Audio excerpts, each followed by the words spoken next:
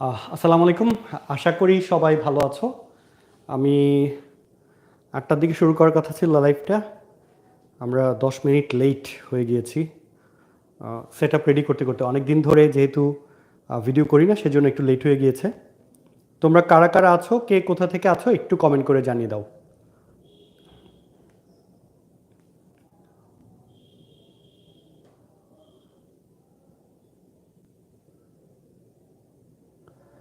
আচ্ছা, অলরেডি অনেকে আসা শুরু করেছো আই গেস।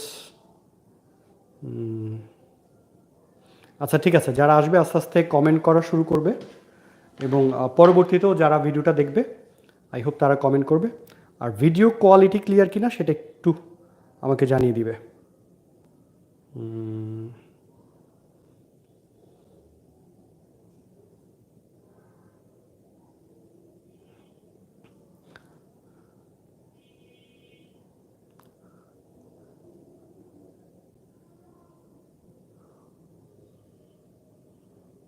ওয়ালাইকুম আসসালাম, তাহমিনা আক্তার।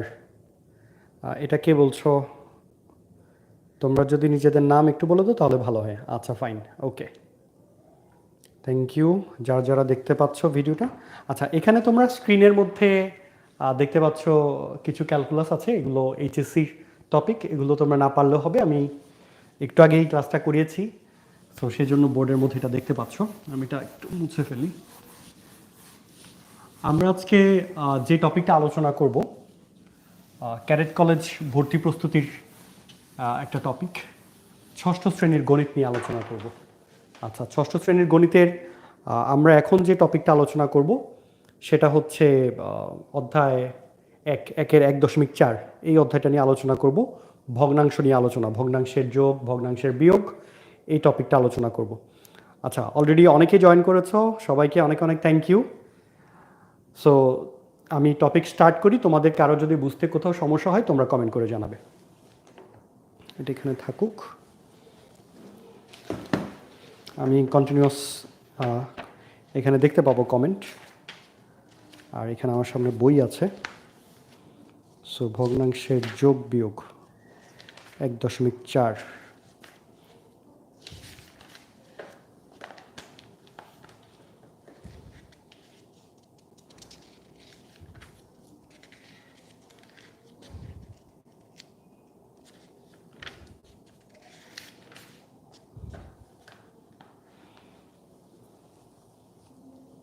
আচ্ছা, আমরা একদম প্রথম থেকে শুরু করব। প্রথম যে প্রশ্নটা 1 নাম্বার অনুশীলনীর যে প্রশ্নগুলো, সেটা বলেছে যে নিচের ভগ্নাংশ যুগল সমতুল কিনা নির্ধারণ করো। আচ্ছা, তো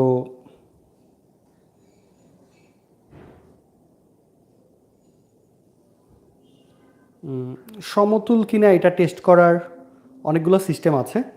এর মধ্যে তোমাদের বইয়ে যে সিস্টেমটা ফলো করেছে সেটা নিয়ে আমি প্রবলেমটা সলভ করব। তো সমতুল ভগ্নাংশ যদি হয়, দেখো প্রথম যে এক্সাম্পলটা দিয়েছে 8/5, আরেকটা হচ্ছে 24/25। তাহলে আমরা একের একটা অঙ্ক করি। একটা হচ্ছে 8/5 এবং 24/15, সরি। আচ্ছা, এই দুইটা ভগ্নাংশ সমতুল ভগ্নাংশ কিনা সেটা আমাদেরকে যাচাই করতে হবে। তো এটা অনেকভাবে করা যায়। একটা প্রসেস হতে পারে এরকম, যদি সমতুল ভগ্নাংশ হয় তাহলে একটা ভগ্নাংশকে আরেকটা ভগ্নাংশতে কি করা যাবে, কনভার্ট করা যাবে। যেমন ধরো আমার এখানে আছে 8/5। এখন আমি যদি উপরে নিচে 3 দিয়ে গুণ করি তাহলে দেখো কি হবে, 8 গুণ 3, উপরে হবে 5 গুণ 3, তাহলে নিচে হবে 24, উপরে আসছে 15। তার মানে আমি চাইলে 8/5কে কত বানাতে পারি, 24/15 বানাতে পারি। তার মানে এই দুইটা ইকুয়াল বা সমতুল ভগ্নাংশ। আবার আমরা দ্বিতীয়টাকে প্রথমটাতে কনভার্ট করতে পারবো কিভাবে, দেখো আমার কাছে আছে 24/15। আমি যদি উপরে নিচে 3 দিয়ে ভাগ করি তাহলে 15কে যদি 3 দিয়ে ভাগ করি তাহলে আসবে 5, আর 24কে যদি 3 দিয়ে ভাগ করি তাহলে আসবে 8। অর্থাৎ আমরা বিপরীত কাজটাও করতে পারছি, অর্থাৎ দ্বিতীয় ভগ্নাংশটাকে প্রথম ভগ্নাংশে কনভার্ট করতে পারছি। অর্থাৎ আমরা চাইলে কি বলতে পারি যে এই দুইটা ভগ্নাংশ সমতুল ভগ্নাংশ। সবাই কি বুঝতে পারছো? একটু কমেন্ট করে জানাও তো বুঝতে পারছো কিনা।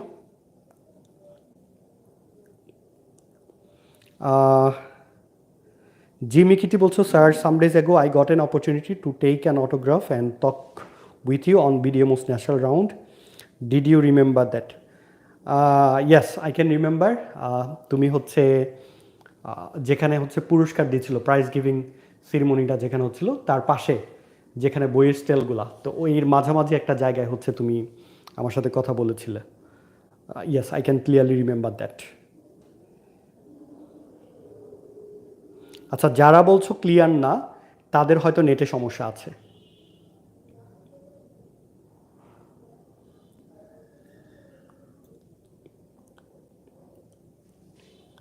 ওকে, তালুকদার একাডেমি, আচ্ছা থ্যাংক ইউ। যে যেখানকারই হও না কেন সবাইকে অনেক অনেক ধন্যবাদ। আমার কুমিল্লার স্টুডেন্টরা দেখছো অনেকে, আই এম ভেরি হ্যাপি, সবাইকে অনেক অনেক ধন্যবাদ যারা যারা কুমিল্লা থেকে দেখছো। Okay fine. সো এখন দেখো যে কথাটা আলোচনা করছিলাম, তাহলে 8/5কে কিসে কনভার্ট করা যায়? 24/15-তে কনভার্ট করা যায়। কিভাবে? 8/5কে উপরে নিচে 3 দিয়ে গুণ করে। আবার 24/15কে কিসে কনভার্ট করা যায়? 8/5-এ কনভার্ট করা যায়। এখন আমরা কি এই প্রসেসে করব কিনা পরীক্ষায়, এবং এই প্রসেসে করলে নাম্বার পাওয়া যাবে কিনা? প্রথমত এই প্রসেসে করলে অবশ্যই তুমি কম্পেয়ার করে দেখতে পারবে যে হ্যাঁ দুইটা সমান আসে কিনা। কিন্তু সবসময় এই প্রসেসটা ফলো করা যাবে না। হ্যাঁ, কিছু কিছু ক্ষেত্রে এটা ফলো করা যাবে যদি একটা আরেকটার কি হয়, গুণিতক হয়। যেমন এখানে 8-এর গুণিতক 24, 5-এর গুণিতক 15, ঠিক আছে? এই দুইটাকে আমরা চাইলে কনভার্ট করতে পারছি, কিন্তু মাঝে মধ্যে সরাসরি পূর্ণ সংখ্যা দিয়ে গুণিতক হবে না। যেমন আমি দুইটা ভগ্নাংশ দেখাই, যে দুইটা হচ্ছে সমতুল ভগ্নাংশ। 10/8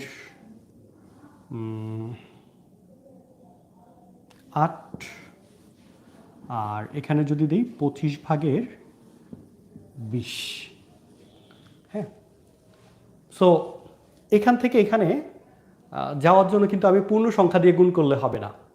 এখান থেকে এখানে দেখো 10 গুণ একটা পূর্ণ সংখ্যা না, 10 আর 25-এর মধ্যে গুণফল কিন্তু 2.5, এখানেও 2.5।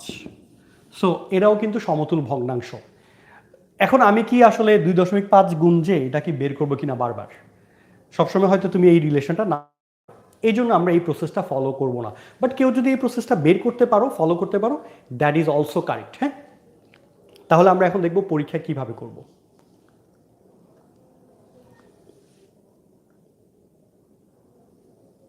আচ্ছা, একটু ওয়েট করো, আমি ভিডিও কোয়ালিটিটা চেক করে আসি।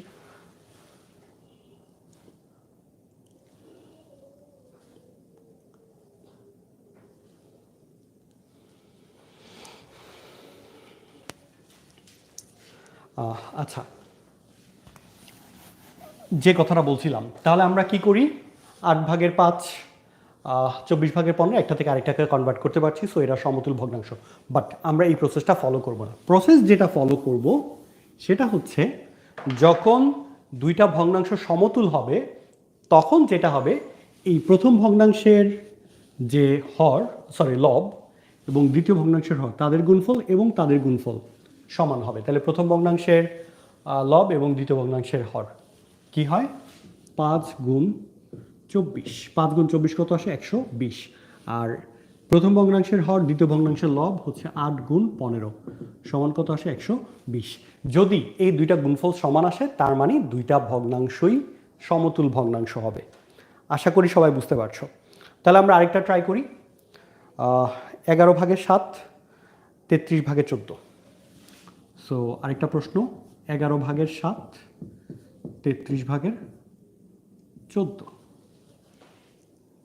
ওকে, আচ্ছা, এখন দেখো আমরা এটা কিন্তু এই প্রসেসে না করে আগের প্রসেসটা দিয়ে করতে পারবো। কিভাবে? দেখো, 11 আর 33 একটা আরেকটার 3 গুণ, তাহলে 11/7 থেকে আমি যদি উপরে নিচে 3 দিয়ে গুণ করি, নিচে আসবে আমার 33, কিন্তু উপরে চলে আসবে 21। সো এটা সমতুল ভগ্নাংশ না। এটা একটা প্রসেস। সো এই প্রসেসে বলতে পারছি যে হবে না। আরেকটা প্রসেস ফলো করতে পারি, এটা মানে এই দুইটা গুণ করব আর এই দুইটা গুণ করব। হ্যাঁ, এবং কথাটা আমরা লিখে দিব যে প্রথম ভগ্নাংশের হর গুণ দ্বিতীয় ভগ্নাংশের লব, আর আবার লিখবো প্রথম ভগ্নাংশের লব গুণ দ্বিতীয় ভগ্নাংশের হর। সো এই কথাটা একটু লিখে নিবা, তারপরে যেটা করবা 7 গুণ 33 কত আসে এটা দেখবা, আর 11 গুণ 14 কত আসে এটা দেখবা। তাহলে 7 গুণ 33 এটা আসবে মোস্ট প্রবাবলি 231, আর এটাকে যদি গুণ করো তাহলে আসবে 154। সো 231 আসবে এক জায়গায়, আরেক জায়গায় আসবে 154। দুইটা সমান না, অর্থাৎ এই দুইটা ভগ্নাংশ সমতুল ভগ্নাংশ না। আচ্ছা, আশা করি সবাই বুঝতে পারছো যে সমতুল ভগ্নাংশের টপিকটা।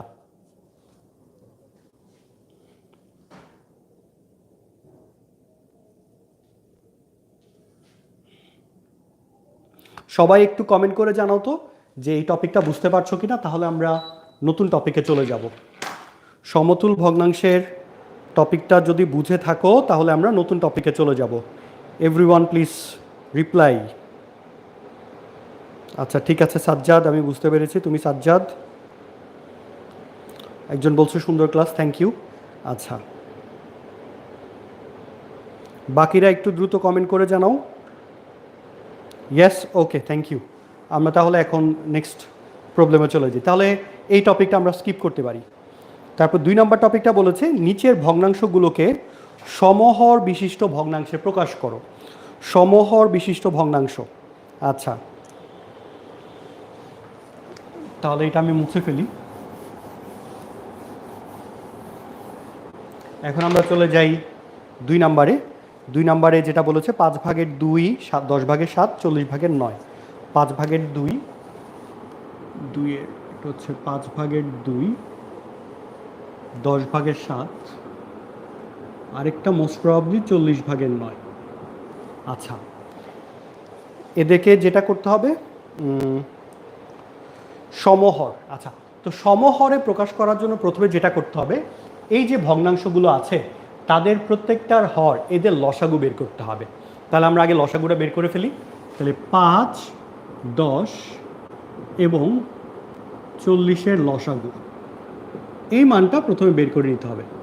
এখন দেখো, লসাগু বের করার একটা ট্রিক আছে খুব দ্রুত, সেটার জন্য আমার একটা ভিডিও আছে, তোমরা চাইলে ওই ভিডিওটা দেখে নিতে পারো। এটা যদি দেখে না, একদম 5 সেকেন্ডের মধ্যে তোমরা খুব দ্রুত লসাগু বের করে শিখে যেতে পারবে। আচ্ছা, 5, 10 এবং 40 এদের লসাগু হচ্ছে 40। কেন এটা একটু বলে ফেলে এই ভিডিওতে। সেটা হচ্ছে যখন অনেকগুলো সংখ্যার আমরা লসাগু বের করতে চাই, তাদের মধ্যে সবচেয়ে বড় যে সংখ্যাটা আছে এটা যদি প্রত্যেকটা সংখ্যার আলাদা আলাদাভাবে গুণিতক হয়, সেক্ষেত্রে সেই সংখ্যাটাই হবে তাদের লসাগু। যেমন ধরো 40 এখানে 5-এর গুণিতক, 40 এখানে 10-এর গুণিতক, 40 নিজেরও গুণিতক, তার মানে 40 হবে এদের সবার লসাগু। সো এদের লসাগু হচ্ছে 40। এখন আমাদের টার্গেট হচ্ছে এই প্রত্যেকটা ভগ্নাংশ যারা আছে এদেরকে কি করা, 40 সামথিং এই আকারে প্রকাশ করা, অর্থাৎ প্রত্যেকটার হর হবে 40। তাহলে আমরা কি করব, 5/2 এটাকে আমরা 40 সামথিংয়ে প্রকাশ করবো। এখন দেখো 5-এর সাথে কত গুণ করলে 40 হবে, 5-এর সাথে 8 গুণ করলে 40 হবে। তাহলে আমি এখানে লিখবো 5 গুণ 8। তাহলে উপরে 2-এর সাথেও কত গুণ করতে হবে, 8 গুণ করতে হবে। কারণ আমরা উপরে নিচে একই সংখ্যা দ্বারা যদি গুণ করি তাহলে এটার মান কি থাকবে, অপরিবর্তিত থাকবে। সেজন্য আমরা একই সংখ্যা দিয়ে গুণ করতে হবে। আর একই সংখ্যাতে এই ক্ষেত্রে 8 কেন, কারণ 5-এর সাথে 8 গুণ করতে হবে 40 হবে। সো আমরা এটা লিখতে পারি 5-8 40, 8×16। তাহলে প্রথম ভগ্নাংশটা আমরা মান পেলাম 40/16। এবার আসো দ্বিতীয় ভগ্নাংশ 10/7। এখন দেখো 10-এর সাথে কত গুণ করলে 40 হয়, 10-এর সাথে 4 গুণ করলে 40 হয়। তাহলে আমরা নিচে গুণ করব 10 গুণ 4, উপরে গুণ করব 7 গুণ 4। তাহলে নিচে হবে 40 আর 4 সাথে হচ্ছে 28। আর 40/9 তো 40/9, এটাকে আর কনভার্ট করার প্রয়োজন নেই। সো আরেকটা ভগ্নাংশ হচ্ছে 40/9। সো এই হচ্ছে অঙ্ক। তাহলে আমরা পরবর্তীতে লিখে দিব, সুতরাং সমহর বিশিষ্ট ভগ্নাংশ, সমহর বিশিষ্ট ভগ্নাংশ কত হবে, প্রথমটার জায়গায় লিখব আমরা 40/16, তারপর লিখব 40/28, আর আরেকটা আছে 40/9। সো যা আছে তাই লিখে দিলাম আমরা।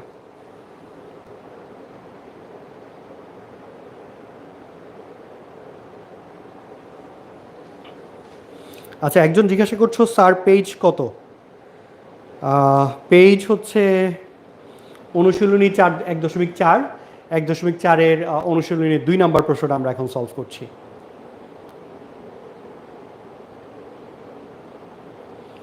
আচ্ছা, একজন বলছো স্যার আমি সিফাত। হ্যাঁ সিফাত, তুমি কি বুঝতে পারছো? একটু কমেন্ট করে জানাও তো যে পড়া বুঝতে পারছো কিনা।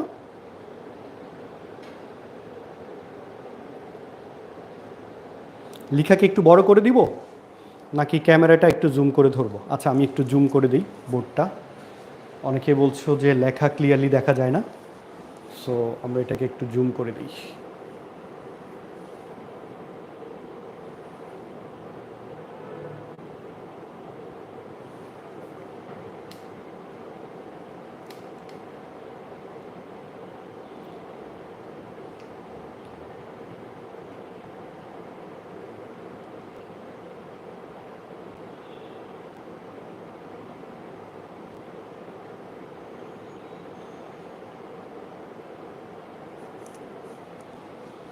আচ্ছা, এখন আশা করি দেখা যাবে সব কিছু। আর একটু জুম করব। ওকে, আই হোপ এখন ক্লিয়ার। আচ্ছা, যারা বুঝো নাই তাদের জন্য আমি আরেকবার এক্সপ্লেন করে দিব। প্রশ্নটা যেটা ছিল সেটা আগে একটু বলি। প্রশ্নটা বলেছে এই তিনটা ভগ্নাংশকে কি করতে হবে? সমহর বিশিষ্ট ভগ্নাংশে প্রকাশ করতে হবে।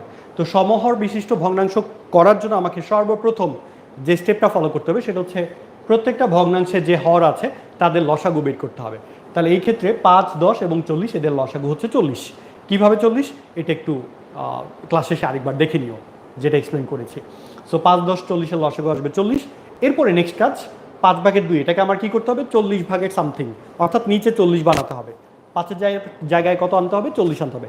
5-এর জায়গায় 40 কীভাবে আসবে? 5-এর সাথে কিছু একটা গুণ করলে 40 হবে। তাহলে 5-এর সাথে কত গুণ করলে 40 হয়? 5-এর সাথে 8 গুণ করলে 40 হয়। এই জন্য আমি এখানে 8 দিয়ে গুণ করেছি। যেহেতু নিচে 8 দিয়ে গুণ করেছি, উপরেও একটা 8 দিয়ে গুণ করতে হবে, যাতে করে আমার মানটা কি থাকে? অপরিবর্তিত থাকে। একই রকমভাবে পরেরটা 10/7, তাহলে 10/7কে কী করতে হবে? 40 কিছু একটাতে প্রকাশ করতে হবে। সো 40 প্রকাশ করার জন্য যেটা করতে হবে, 10 গুণ, কত গুণ করলে 40 হয়? 10 গুণ 4। এই জন্য নিচেও একটা 4 দিয়ে গুণ, উপরে একটা 4 দিয়ে গুণ। সো এই হচ্ছে প্রসেস। আমরা আশা করি এটা সবাই পারবে।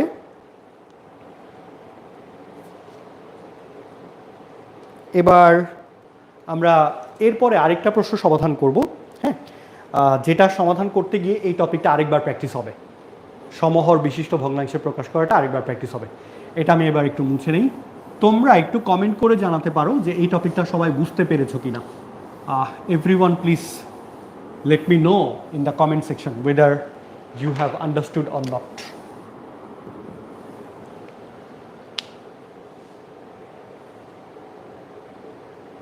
এবার আমরা 3-এ চলে আসি। 3-এর প্রশ্নটা বলেছে নিচের ভগ্নাংশগুলোকে মানের ঊর্ধ্বক্রম অনুসারে সাজাও। আচ্ছা,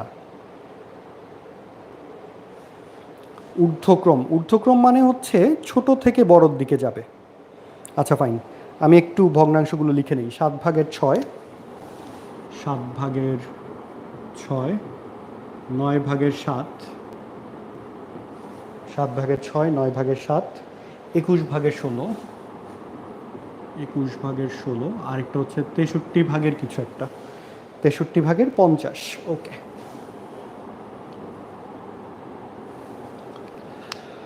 তো আমার কাছে এই 4টা ভগ্নাংশ আছে। লিখা আশা করি ক্লিয়ার। হ্যাঁ, লিখা যথেষ্ট ক্লিয়ার। আর একটু কি জুম করব নাকি লেখা বোঝা যাচ্ছে? কেউ একজন বলো তো একটু কমেন্ট করে। লিখা বোঝা যাচ্ছে? ফাইন। হ্যাঁ, আচ্ছা, আমাদের এখন কাজ কি? আমাদের কাজ হচ্ছে এই 4টা ভগ্নাংশকে ছোট থেকে বড় আকারে সাজানো, অর্থাৎ মানের ঊর্ধ্বক্রম অনুসারে। তো ঊর্ধ্বক্রমটা কিভাবে করব আমরা? সবার প্রথম এদেরকে আমার কি করতে হবে? এই যে একটু আগে যে টপিকটা শিখেছি, 2-এর প্রশ্ন যেটা ছিল সমহর বিশিষ্ট ভগ্নাংশে প্রকাশ করা, আমরা আগে সেই কাজটা করব। তাহলে সমহর বিশিষ্ট ভগ্নাংশে প্রকাশ করার জন্য কি করতে হয়? আগে এই যে হরগুলো আছে তাদেরকে লসাগু বের করতে হবে। সো আমরা আগে বের করি যে 7, 9, 21 এবং 63 এর লসাগু কত, এটা আগে বের করব।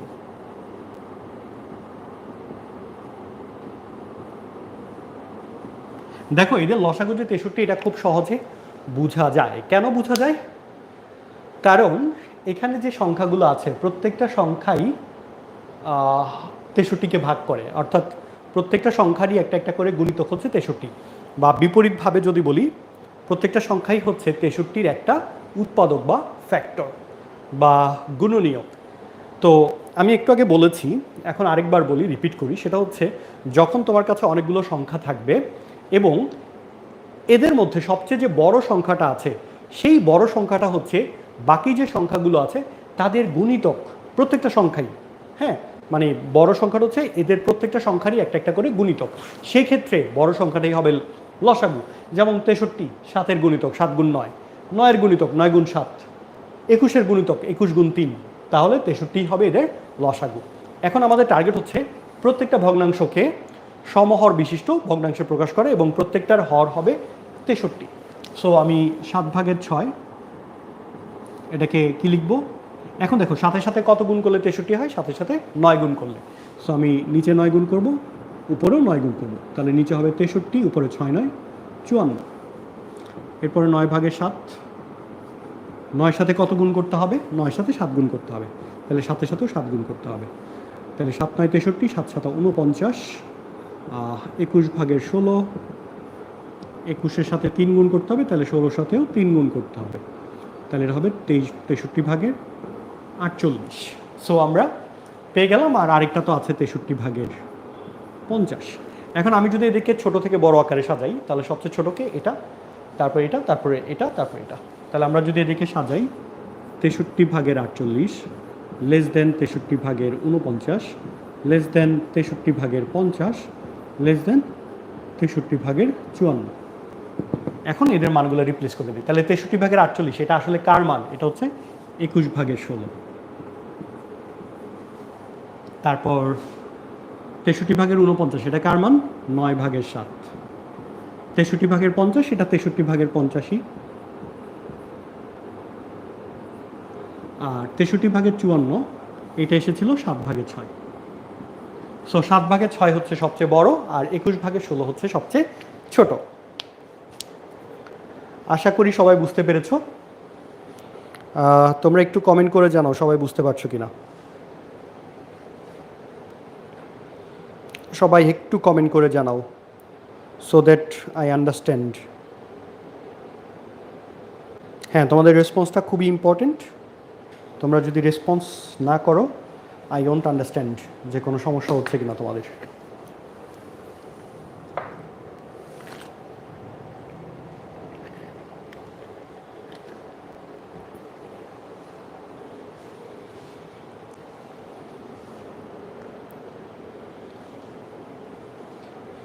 আরাফাত মাহি, সে বলছো ইয়েস। ওকে, ভেরি গুড, তুমি বুঝতে পারছো। বাকিরা একটু কমেন্ট করে জানাও বুঝতে পারছো কিনা।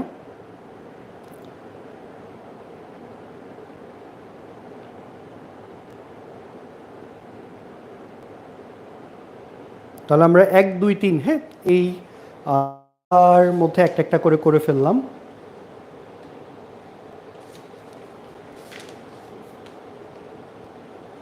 আচ্ছা, এরপরের টপিকটা হচ্ছে মানের অধক্রম আকারে সাজানো। হ্যাঁ, মানের আমরা ঊর্ধ্বক্রম করলাম, অর্থাৎ ছোট থেকে বড়। এখন আমরা করব অধক্রম, অর্থাৎ বড় থেকে ছোট। চলো তাহলে সেই টপিকটাও দেখা যাক।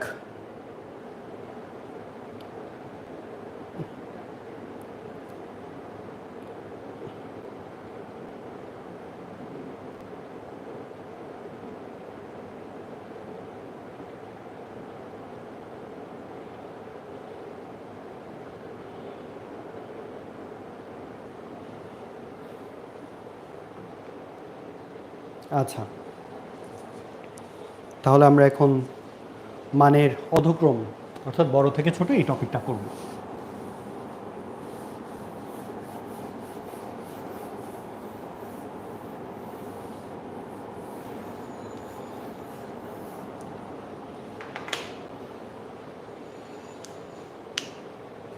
তাহলে 4-এর একটা প্রশ্ন আমরা সমাধান করি।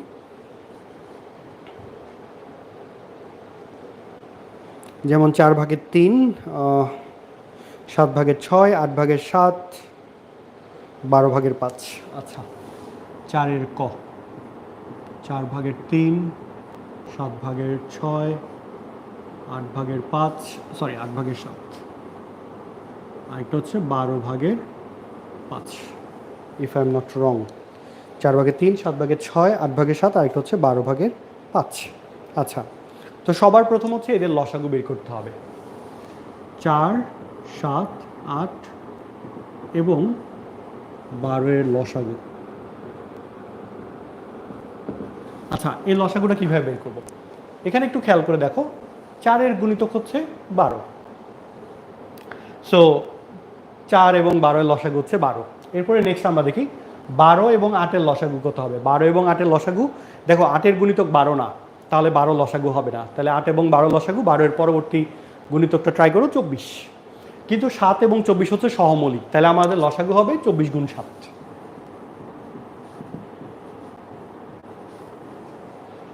168। বা তোমরা চাইলে অন্য কোনো প্রসেসে করতে পারো, এটা হচ্ছে খুব একটা ফাস্ট ওয়ে। আচ্ছা, এটা যদি কেউ না বুঝে থাকো, কেউ যদি বুঝতে চাও, তাহলে আমার লসাগু কীভাবে দ্রুত বের করা যায় একটা ট্রিক আছে, সেই ভিডিওটা তোমরা দেখে নিবে, তাহলে খুব দ্রুত কীভাবে করতে পারো এই ট্রিকটা বুঝে যাবে। ফাইন, সো এটা হবে 168। এখন আমাদের টার্গেট কী হবে? প্রত্যেকটাতে 168-তে কনভার্ট করা। সো 4/3, 4-এর সাথে কত গুণ করলে 168 হবে? তাহলে 4 দিয়ে তুমি 168-কে ভাগ করো। সো 4 দিয়ে ভাগ করলে কত হবে? 4 4 16, 4 2 8, তাহলে 42। সো 4 গুণ 42, এখানে হবে 3 গুণ 42, তাহলে এটা হবে 168 নিচে, আর উপরে হবে 126, আই গেস। তারপরে আছে 7/6। সো 7-এর সাথে কত গুণ করতে হবে? ওই যে 7-এর সাথে 24 গুণ করতে হবে। আচ্ছা, তাহলে 7 গুণ 24, উপরে হবে 6 গুণ 24। আচ্ছা, নিচে 168, আর উপরে 6 গুণ 24 হচ্ছে 144। তারপর 8/7, তাহলে 8-এর সাথে কত গুণ করতে হবে? দেখো, এগুলা তুমি ডিরেক্টলি ভাগ করে করতে পারো, যে 8 গুণ 21 হচ্ছে 168, তাহলে 7-এর সাথে গুণ করতে হবে 21, তাহলে নিচে 168 আর উপরে হচ্ছে 147। আরেকটা আছে 12/5। সো 12-এর সাথে কত গুণ করতে হবে? 12-এর সাথে 14 গুণ করতে হবে।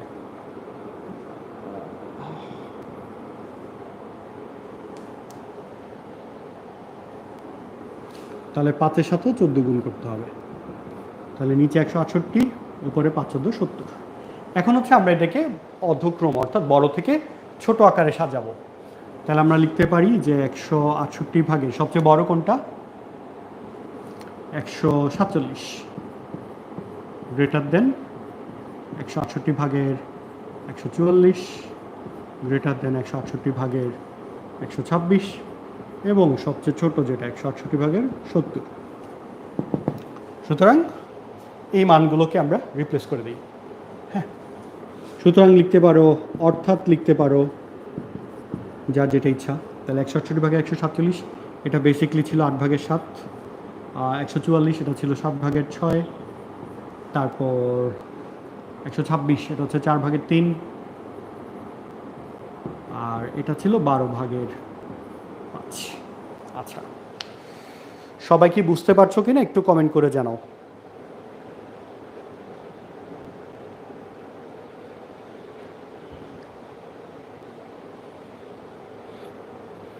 একটু দ্রুত কমেন্ট করে জানাও সবাই, যারা যারা ক্লাসে আছো। আচ্ছা, আমি দেখছি আইডিগুলো, আমি একটু মনে রাখি, আমি পরের দিন তোমাদের সাথে যখন দেখা হবে সেখানে জিজ্ঞাসা করব। আচ্ছা, উইশার কিং, নাসিমা আক্তার, আরাফাত মাহি, এই 3 জন খুব রেগুলার।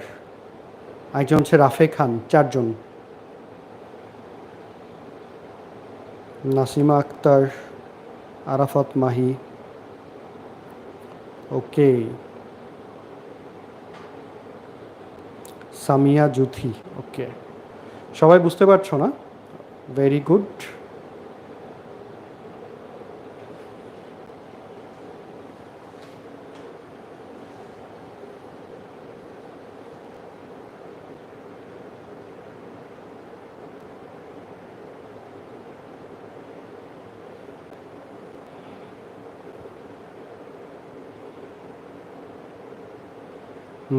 সবাই বুঝতে পারছো, ভেরি গুড। আচ্ছা, এরপরের টপিকটা হচ্ছে আচ্ছা, তোমার নাম হচ্ছে সঞ্জিদা। ওকে সঞ্জিদা,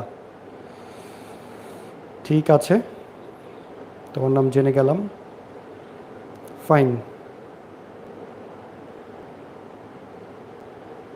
ওকে। তাহলে আমরা আমরা আজকে হচ্ছে যেটা যেটা করলাম, 4টা টপিক আলোচনা করলাম। কোন 4টা টপিক? সবার প্রথম ছিল